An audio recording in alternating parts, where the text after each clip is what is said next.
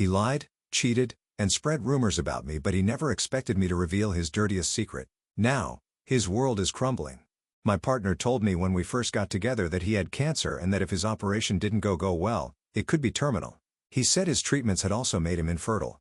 So imagine our shock and joy when we found out I was expecting at the start of 2024. We now have a beautiful 5-month-old daughter who is perfectly healthy and thriving, and he is in remission.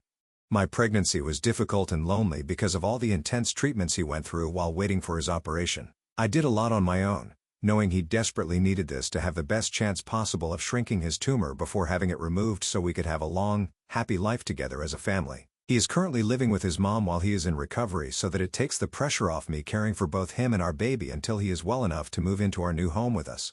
He still comes to our house, and we go to his mom's all the time, so our baby isn't missing him. On Wednesdays, he has his daddy-daughter days where it's just the two of them to make sure they are bonding well, and so he gets practice until he is well enough to care for her at home full-time and give me a little break too.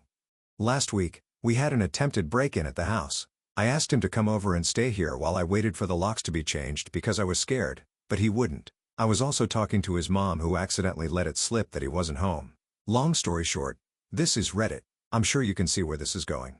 We argued for over 24 hours before my suspicions became too much, and I went to Facebook. It took me less than an hour to find the first two women. During my pregnancy, I was suspicious of a lot of things, but put it all down to my hormones as he would continuously tell me that I was paranoid and hurting him when I asked. One thing my paranoia just wouldn't let go of was his cancer and his treatments. I asked his mom about it, who told me he didn't have cancer but was receiving treatments. He has an autoimmune disease for which he receives transfusions. It's very serious, but nowhere near terminal, and no operations were required. She also informed me he was in rehab, not the hospital. He was addicted to coke and was trying to recover for me and our baby. I never mentioned to him that I knew.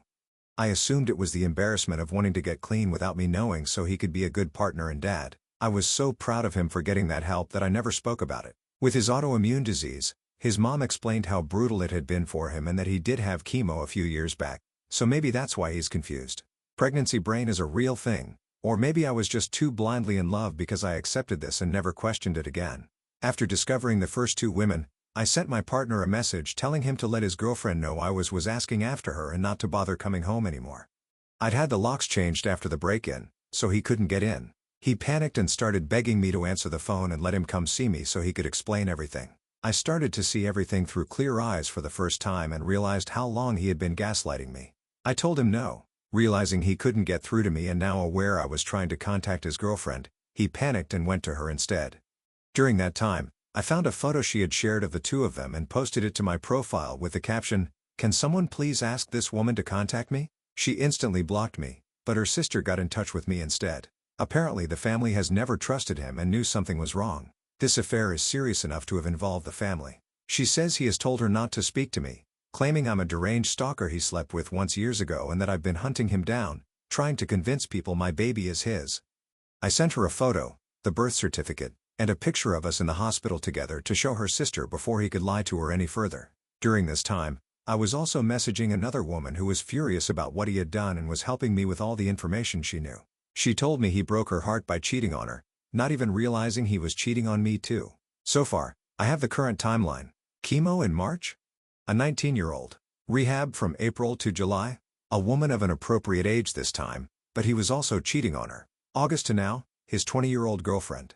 I then found out that the emergency cancer medication he claimed he had to leave for in the middle of my labor was actually something else.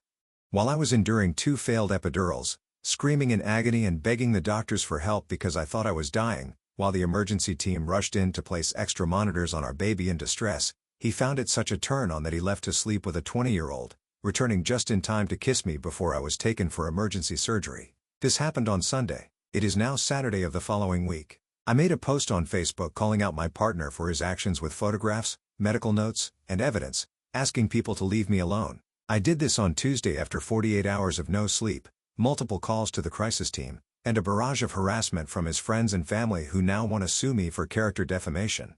If this were just a regular affair, I'd lick my wounds and move on. But I have now learned that I've been leaving my daughter alone with a substance addict who claims he doesn't know me or his daughter to others while simultaneously demanding custody rights from me.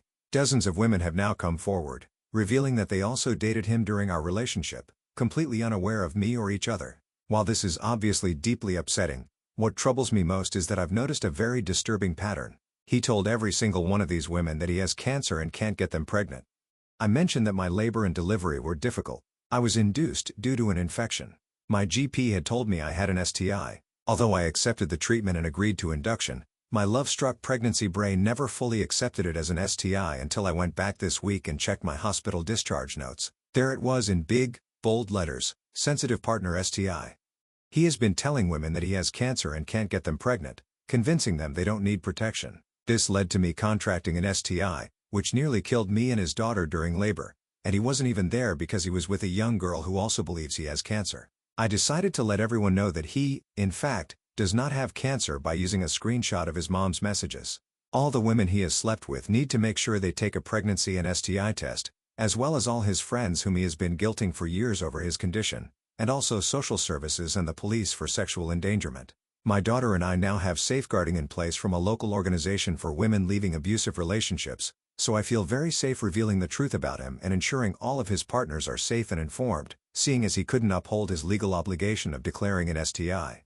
I guess his postpartum girlfriend will do it for him. I have also had contact from many of his old friends, band members, and ex-partners who have all given me testimonies to use for the police and as backup in case his mother does, in fact, try to sue me.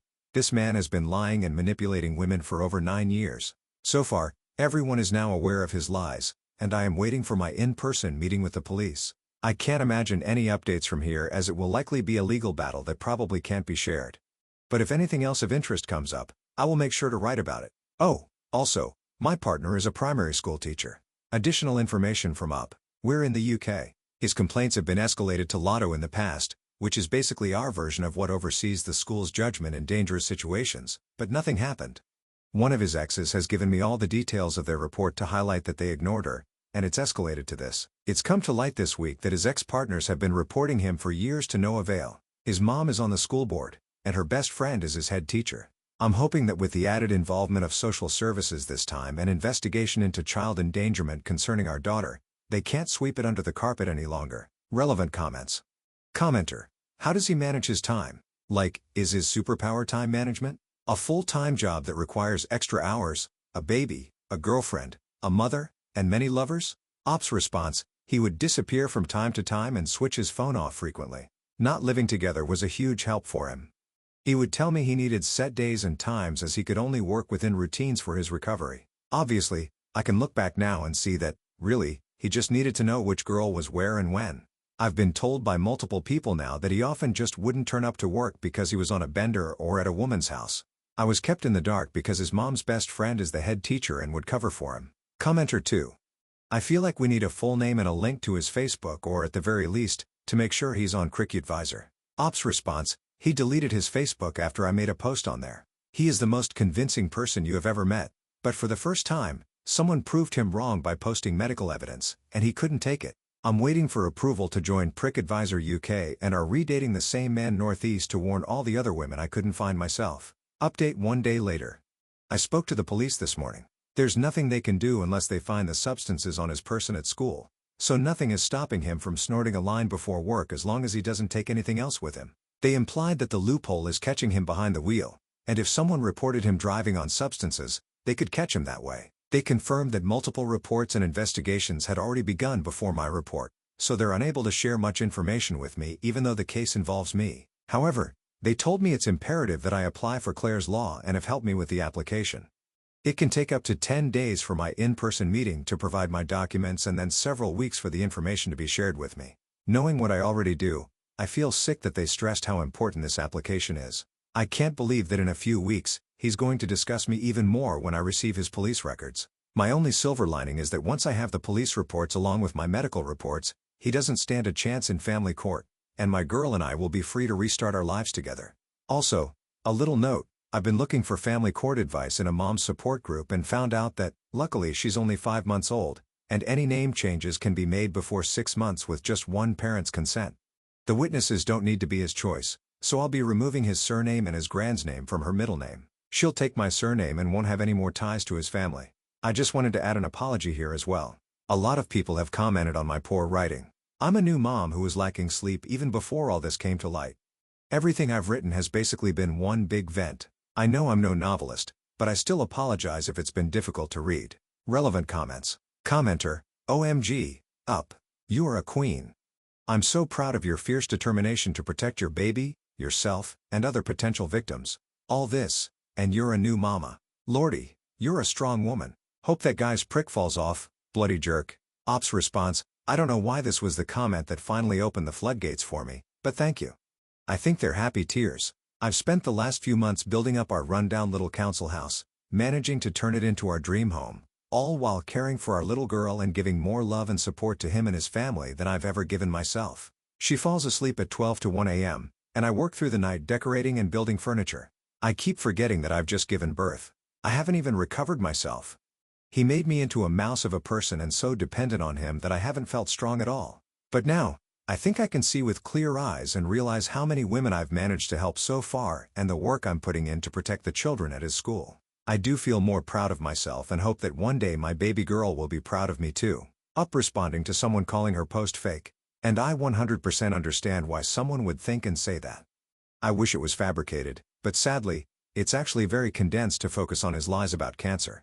I haven't even touched on the details of the argument around the attempted break-in that led to this, why or how I found the other women on Facebook, or the argument with his new girlfriend and mom that led to me discovering the extent to which she has been covering for him. I don't even dare go into further details for fear of people not believing the absolute crap show of the past week. I didn't even believe it myself. Second update, 2 days later, I have managed to provide enough evidence of substance use and emotional blackmail to the police to have a domestic abuse case opened.